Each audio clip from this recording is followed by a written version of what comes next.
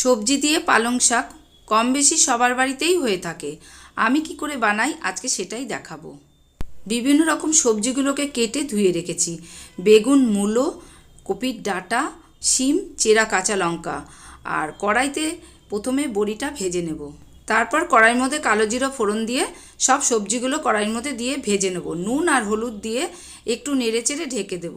অপরদিকে পালং শাকগুলো কেটে ধুয়ে রেখেছি, আর সেই পালং শাকগুলো সবজির মধ্যে দিয়ে দেবো, আর ভাজা বড়িগুলোও দিয়ে দেবো।